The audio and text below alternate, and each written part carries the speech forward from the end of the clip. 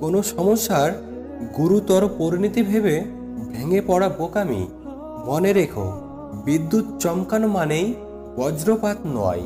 তুমি যত বেশি নাই নাই করবে, গতকালের চেয়ে আগামীকাল আরও বেশি শূন্য হয়ে পড়বে।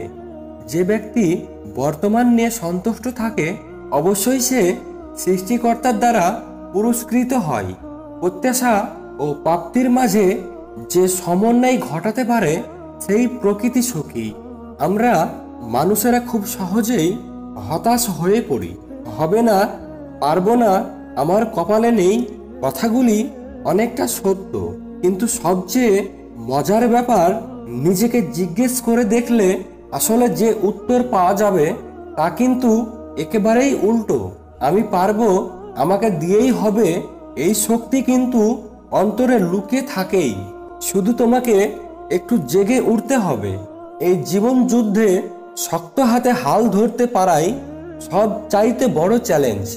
মানুষের জীবন খরচ হতে নদীর মতো।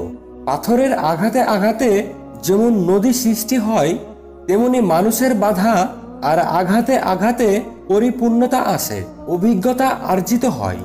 যা খেয়ে খেয়ে সে জীবনকে বুঝতে শিখে, চিনতে শিখে।